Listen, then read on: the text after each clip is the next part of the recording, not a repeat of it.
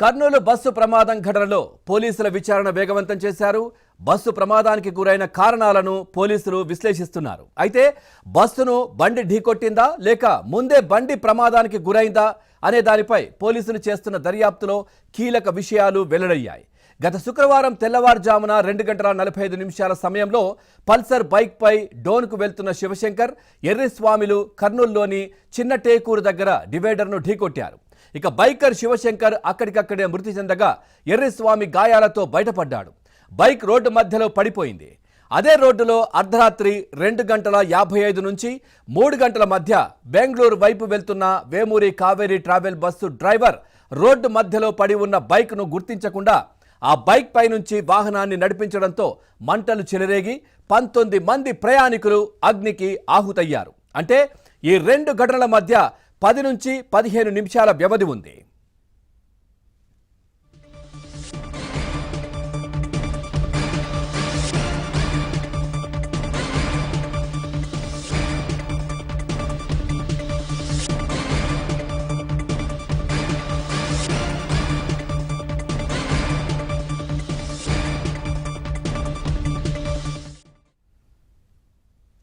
అయితే ఈ స్వల్ప 15 నిమిషాల వ్యవధిలో అదే మార్గంలో 19కి పైగా బస్సులు, లారీలు రోడ్డుపై పడి ఉన్న బైక్ను గుర్తించి దానిని తప్పించుకొని ముందుకు సాగాయి. మరి కావేరీ బస్సు డ్రైవర్ లక్ష్మయ్యకు రోడ్డుపై పడి ఉన్న బైక్ కనిపించలేదా లేక నిర్లక్ష్యంగా ఆయన బస్సును డ్రైవ్ చేశారా అనేది కీలక ప్రశ్నగా మారింది.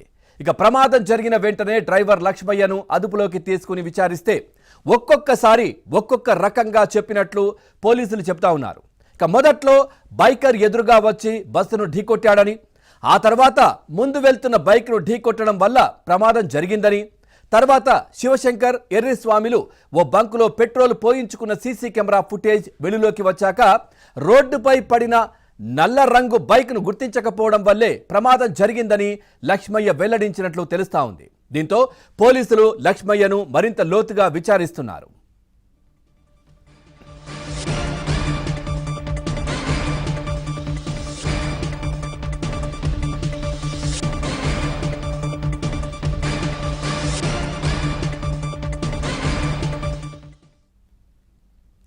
ప్రమాదం జరిగిన సమయంలో వర్షం పడుతోందని రోడ్డుపై పడి ఉన్న బైక్ నలుపు రంగులో ఉంది. చీకట్లో దూరం నుంచి బైక్ను గుర్తించలేకపోయానని లక్ష్మయ్య పోలీసులకు చెప్పినట్లు తెలుస్తా ఉంది.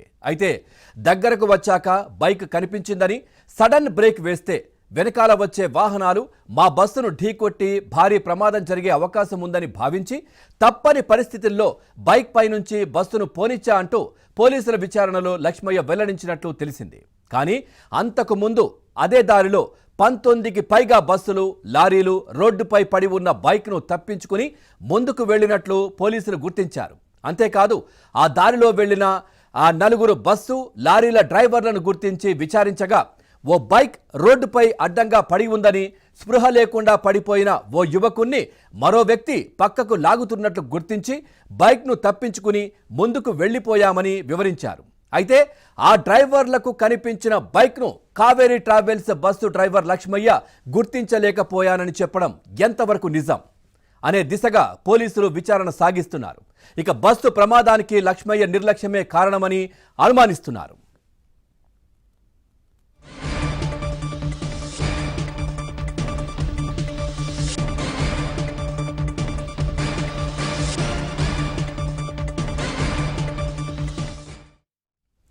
కర్నూలు బస్సు ప్రమాదంపై రోడ్డు రవాణా, అగ్నిమాపక శాఖ, ఫోరెన్సిక్ సైన్స్ ల్యాబ్ నుంచి నివేదికల కోసం పోలీసులు ఎదురుచూస్తున్నారు.